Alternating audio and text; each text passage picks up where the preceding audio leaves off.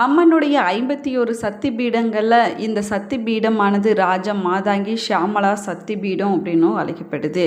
இந்த ஆலயத்தில் இருக்கக்கூடிய அம்மன் மூலஸ்தானத்தில் நின்ற கோலத்தில் கையில் கிளி ஏந்தியபடி அழகே அழகாக மரகத மேனியாக பக்தர்களுக்கு அருள்பளிச்சிட்டு வராங்க. இந்த ஆலயத்தில் இருக்கக்கூடிய இறைவன் அன்னைக்கு இடது பக்கத்தில் சுயம்பு லிங்கமாக பக்தர்களுக்கு அருள்பாலிச்சிட்டு வராரு. சக்தி பீடங்களில் இந்த சக்தி பீடத்தில் தான் பெண்களுக்கு முக்கியத்துவம் கொடுக்கப்படுதுங்க. அது மட்டும் இல்லாமல் அம்மனுடைய இடப்பக்கத்தில் இறைவன் அருள்பாலிக்கிறாரு. போகத்தையும் முத்தியும் இந்த ஆலயத்திற்கு வேண்டக்கூடிய பக்தர்களுக்கு சித்தி தரும் தலமாகவும் இந்த திருத்தலத்தை திருவிளையாடல் புராணமானது போற்றி புகழ்ந்திருக்குதுங்க. வேறு நூல்களுடைய குறிப்புகளின்படி சக்தி பீடத்தில் இவை மந்திரினி பீடம் அப்படின்னும் அழைக்கப்படுது. 18 சித்தர்கள் பீடத்தில் இதுவும் ஒன்றாகுங்க. தேவார பாடல் பெற்ற தலங்களில் 191வது தலமாகவும் இந்த ஆலயமானது இருக்குது. 51 சக்தி பீடத்தில் ஒன்றாக இருக்கக்கூடிய இந்த தலத்தில் நம்ம வழிபட்டோம்னா சகல ஐஸ்வர்யங்களும் கிடைக்குங்க. நல்ல வாழ்க்கையானது அமையும், குழந்தை பாக்கியம் கிடைக்கும், அதே போல் கல்யாண பாக்கியமானது கிடைக்கும் அப்படின்னு சொல்லப்படுது. அப்படிப்பட்ட அற்புதமான ஆலயம் எங்கு அமைஞ்சிருக்கிறது? இந்த தலத்தில் நம்ம வழிபட்டோம்னா என்ன மாதிரியான பிரச்சனைகள் தீரும்? இந்த ஆலயத்தில் செய்யக்கூடிய முக்கிய நேர்த்திக் கடன்கள் என்ன என்பதை பற்றி தான் இந்த பதிவில் நம்ம விரிவாக பார்க்க போகிறோம். வீடியோவை ஸ்கிப் பண்ணாமல் முழுசாக பாருங்கள். நம்ம சேனலை இப்போ தான் ஃபர்ஸ்ட் டைம் பார்த்துட்டு இருக்கிறீங்க அப்படின்னா நம்ம சேனலை சப்ஸ்கிரைப் பண்ணலன்னா சப்ஸ்கிரைப் பண்ணிக்கோங்க. கூடவே இருக்கிற பெல்லைக்கனையும் ப்ரெஸ் பண்ணிக்கோங்க. உங்களுக்கு ஜோதிட ரீதியாக சந்தேகம் இருந்தாலும் சரிங்க, தனிப்படையாக ஜோதிடம் பார்க்க விரும்பினாலும் சரி, இந்த வீடியோவுக்கு கீழே டிஸ்கிரிப்ஷனில் வராகி அம்மன் ஜோதிட நிலையத்தோட தொலைபேசி எண் கொடுத்துருக்குறேன். இந்த எண்ணுக்கு தொடர்பு கொண்டு பேசி பாருங்கள், உங்கள் பிரச்சனைகளுக்கு சரியான தீர்வு கிடைக்குங்க. வாங்க வீடியோக்குள்ளே போகலாம். நீங்களும் இந்த 51 சக்தி பீடத்தில் எத்தனை சக்தி பீடத்திற்கு போயிருக்கிறீங்க? நீங்கள் போக வேணும்னு நினச்ச சக்தி பீடம் எது? உங்களுடைய வேண்டுதல்கள் சக்தி பீடத்திற்கு போய் நிறைவேறுச்சுன்னா மறக்காமல் கமெண்ட் பாக்ஸில் கமெண்ட் பண்ணுங்கள். உங்களுக்கு மதுரை மீனாட்சி அம்மன் பிடிக்கும் அப்படின்னா ஓம் மீனாட்சி தாயே போற்று என்ற வாசகத்தை மறக்காமல் கமெண்ட் பாக்ஸில் 3 முறை பதிவிடுங்க. சக்தி பீடத்தில் 3வதாக அமைந்திருக்கக்கூடிய ஆலயம் மதுரை மீனாட்சி அம்மன் ஆலயமாகுங்க. அம்மனுடைய 51 சக்தி பீடங்களில் இந்த சக்தி பீடமானது ராஜ மாதாங்கி ஷியாமளா சக்தி பீடம் அப்படின்னும் அழைக்கப்படுது. அன்னை மீனாட்சி மூலஸ்தானத்தில் நின்ற கோலத்தில் கையில் கிளி ஏந்திப்படி அழகே அழகாக மரகத மேனியாக பக்தர்களுக்கு அருள் பாலிச்சிட்டு வராங்க.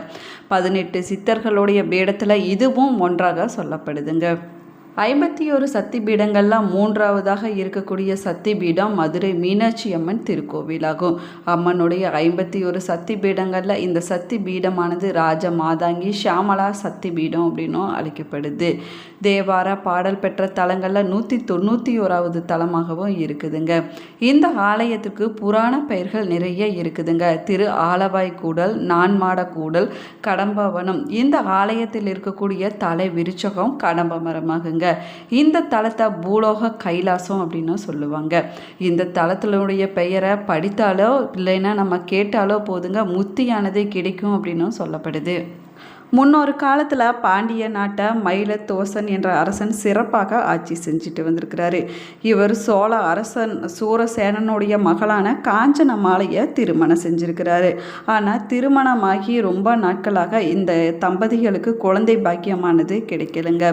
திருமணமாகி நீண்ட நாட்களாக குழந்தை இல்லாத கவலையில் அரசர் பார்த்திங்கன்னா அஸ்வமேத யாகம் செய்ய தொடங்கியிருக்கிறாரு. 99 யாகங்களை வெற்றிகரமாக முடிச்சிருக்கிறாருங்க. அப்பொழுது 100 யாகங்களை அரசர் முடித்துவிட்டால் நொடி பொழுதுல இந்திர பதவியானது அரசருக்கு போய்விடும் என்று எண்ணிய இந்திரன் அரசன் முன்னாடி தோன்றி, பாண்டியனே, உனக்கு நல்ல புதல்வர்கள் பிறப்பாங்க, அதனால் உலோக இன்பத்தை அளிக்கக்கூடிய நல்ல புத்திரர்கள் பெறக்கூடிய புத்திர காமேஸ்கோடி யாகத்தை செய்ய வேணும் அப்படின்னு சொல்லிவிட்டு இந்திர லோகத்திற்கு சென்று விட்டாருங்க. பாண்டியனும் இந்திரன் சொன்னதை கேட்டு புத்திர காமேஸ்கொடி யாகத்தை தொடங்கிய சிறிது நேரத்திலேயே யாகத்தின் பலனாக தலையில் இடது புறத்தில் கொண்டையோடு கையில் கிளியை வைத்து கொண்டு காலில் சலங்கை அணிந்து கொண்டு முக நிறைய புன்னகை சிந்தியபடி 3 வயதில் இருக்கக்கூடிய குழந்தை யாகத்தின் பயனா 3 தனங்களுடன் தோன்றியிருக்கிறாங்க. அந்த குழந்தையுடைய கண்கள் பார்த்திங்கன்னா மீன்களை போன்று நீண்டு அழகாக இருந்தது. அதனால் இந்த குழந்தை அங்கையர் கன்னி என்ற பெயரால் அழைக்கப்பட்டிருக்கிறாங்க. உலகமே வியந்து பார்க்கக்கூடிய அளவுக்கு பல சிறப்பம்சங்களை கொண்டதாகவும் ஆன்மீக தலமாகவும் இருக்கக்கூடியது மதுரை மீனாட்சி அம்மன் கோவிலாகுங்க. கலை மற்றும் இலக்கிய வரலாற்று சிறப்பு அம்சங்களை கொண்டிருப்பதாக இந்த ஆலயமானது இருக்குது. மதுரை மீனாட்சி அம்மன் கோவிலுடைய கட்டிடக்கலை மற்றும் கலாச்சாரம் பாரம்பரியத்தில் உருவானது அப்படின்னும் சொல்லப்படுதுங்க. வருடந்தோறும் லட்சக்கணக்கான பக்தர்களும் சுற்றுலா பயணிகளும் இந்த ஆலயத்தில் வந்து மதுரை மீனாட்சி அம்மனை தரிசனம் செஞ்சுட்டு போகிறாங்க. மீனாட்சி அம்மன் கோவில் சுமார் 14 ஏக்கர் நிலப்பரப்பில் பறந்து விரிந்து இருக்குதுங்க. மதுரை மீனாட்சி அம்மன் கோவிலில் இருக்கக்கூடிய பண்டைய கால சிற்பங்கள், கருவறைகள், நுழைவாயில் கோபுரங்கள் போன்றவைகள் பிரமிக்க வைக்கக்கூடிய வகையில் அமைஞ்சிருக்குதுங்க. மதுரை மீனாட்சி அம்மன் கோவிலுடைய மையத்தில் இருக்கக்கூடிய கருவறையில் அமைந்திருக்கக்கூடிய மீனாட்சி தேவி மற்றும் சுந்தரேஸ்வரருடைய சிலைகள் பக்தர்களால் தினமும் வழிபடப்பட்டு வருதுங்க.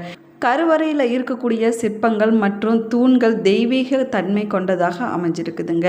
மதுரை மீனாட்சி அம்மன் கோவில் கிபி 6ஆம் நூற்றாண்டில் கட்டப்பட்டது அப்படின்னும் சொல்லப்படுது. குலசேகர பாண்டியர்களால் கட்டப்பட்ட இந்த ஆலயம் பார்த்திங்கன்னா நாயக்கர் ஆட்சி காலத்தில் குறிப்பிடத்தக்க மன்னர்களான விஸ்வநாத நாயக்கரால் 11ஆம் நூற்றாண்டில் இந்த கோவிலானது வடிவமைக்கப்பட்டிருக்குதுங்க.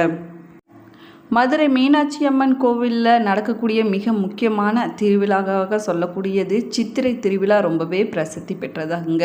திருவிழாவில் மீனாட்சி அம்மன் திருக்கல்யாணம், ஆடி அமாவாசை பூஜைகள், பட்டாபிஷேகம் மற்றும் திருத்தேர் பவனி போன்றவை புகழ்பெற்றதாக சொல்லப்பட்டிருக்குது. இதனைத் தொடர்ந்து நவராத்திரிகள், ஆவணி மாத திருவிழாக்கள், தைப்பொங்கல் திருவிழா, ஆடி பூரம் என அனைத்து விசேஷ நட்சத்திர நாட்கள் போன்றவை மதுரை மீனாட்சி அம்மன் கோவிலில் சிறப்பு வாய்ந்ததாக சொல்லப்படுதுங்க. மதுரை மீனாட்சி அம்மனை தரிசனம் செய்வதற்கு பல்வேறு இடங்களிலிருந்து தினமுமே ஆயிரக்கணக்கான பக்தர்கள் வருகை தராங்க. இந்த ஆலயத்தில் நடை எப்பொழுது திறந்திருக்குன்னு பார்த்தோம்னா காலை 5 மணி முதல் 12:30 மணி வரையிலான நேரத்தில் நடை திறந்திருக்குங்க. அதே போல் மாலை 4:30 மணி முதல் இரவு 9 மணி வரையிலான நேரத்தில் நடையானது திறந்திருக்கும் அப்படின்னு சொல்லப்படுது. இந்த ஆலயத்துடைய முகவரி அருள்மிகு மீனாட்சி சுந்தரேஸ்வரர் திருக்கோவில் மதுரையாகுங்க. மதுரை மாவட்டமாகும். இந்த ஆலயத்தில் இருக்கக்கூடிய அன்னையை நம்ம வழிபட்டோம்னா சகல ஐஸ்வர்யங்களும் நம்முடைய வாழ்க்கையில் நிறைந்திருக்குங்க. அதே போல் திருமணம் ஆகாதவங்களுக்கு விரைவில் திருமண பாக்கியமானது கைகூடி வரும். குழந்தை பாக்கியம் இல்லாத தம்பதிகளுக்கு குழந்தை பாக்கியமானது கிடைக்குங்க. வேண்டும் வரமெல்லாம் தரக்கூடிய அன்னையை மீனாட்சி இருப்பதனால இந்த தலத்தில் பக்தர்கள் தங்களுடைய எல்லா விதமான வேண்டுதல்களையும் அம்பாளிடம் வைக்கிறாங்க. அன்னை மீனாட்சி தாயில்லத்தோடு அனைத்து வேண்டுதல்களையும் நிறைவேற்றிட்டு வராங்க. உலகம் முழுவதும் இருக்கக்கூடிய பக்தர்களால் அன்னை போற்றப்படுறாங்க. இங்கே இருக்கக்கூடிய இறைவன் சொக்கநாதரை நம்ம வழிபட்டோம்னா நம்முடைய மனதிற்கு அமைதியானதே கிடைக்குங்க, முக்தியும் கிடைக்கும். இங்கே இருக்கக்கூடிய சாமி பிரகாரத்தில் அமர்ந்து நம்ம தியானம் செஞ்சோம் அப்படின்னா நம்முடைய மனதிற்கு ஓம் என்ற நாதமானது மட்டும்தான் நம்முடைய காதுகளில் ஒலிக்கும் அப்படின்னும் சொல்லப்படுதுங்க. அதே போல் இங்கே எப்போதுமே பக்தர்கள் தியானத்தில் அமர்ந்து நம்மளால பார்க்க முடியுங்க. இந்த ஆலயத்தில் முக்கியமான நேர்த்திக்கடன் என்னன்னு பார்த்தீங்கன்னா சாமிக்கு பாலால், எண்ணெயால், இளநீரால், சந்தனத்தால் அபிஷேகம் செய்வது வழக்கமாகுங்க. அதே போல் பக்தர்கள் தங்களுடைய வேண்டுதல்கள் நிறைவேறிய பிறகு விரதம் இருந்தும் தானம் தர்மம் செய்தும் தங்களுடைய நேர்த்திக்கடனை நிறைவேற்றுவாங்க. இந்த தலத்தில் தியானம் செய்தால் பல மடங்கு புண்ணிய பலனானது கிடைக்குங்க. அத்தனை சிறப்பு வாய்ந்த சிவத்தலமாகவும் இந்த ஆலயமானது இருக்குது. இந்த தலத்தில் இருக்கக்கூடிய அம்பாளுக்கு பட்டுப்புடவை சாத்துதல், சாமிக்கு உலர்ந்த தூய ஆடைகள் அணிவித்துதல், தங்களால் முடிந்த அபிஷேக பொருட்களை இறைவனுக்கு அம்மனுக்கும் பக்தர்களால் செலுத்தப்படுதுங்க. கோவிலுக்கு வரக்கூடிய பக்தர்களுக்கு அன்னதானமானது வழங்கப்படுது. இறைவனுக்கு செய்யக்கூடிய நெய்வேத்தியம் பக்தர்களுக்கு பிரசாதமாக கொடுக்கப்படுதுங்க. அது மட்டும் இல்லாமல் இந்த ஆலயத்தில் சங்காபிஷேகம், காலாபிஷேகம் போன்றவற்றை நம்ம செய்யலாங்க. இதை தவிர யாகம் செய்தும் வழிபடலாம். இந்த தலம் ராமர், லட்சுமணன், வருணன் மற்ற தேவர்களும் முனிவர்களும் வழிபட்ட தலமாகுங்க. அது மட்டும் இல்லாமல் சம்பந்தர், திருநாவுக்கு அரசர் போன்றவரால் பாடப்பட்ட தலமாகவும் சொல்லப்படுது. குமர குருபரர், மீனாட்சி பிள்ளை தமிழை பாடியதும் இந்த தலத்தில் தாங்க. மேலுமே திருவதாவூருக்கு மாணிக்க வாசகர் என்ற பெயரை சிவபெருமான் கொடுத்த தலமாகவும் இருக்குதுங்க.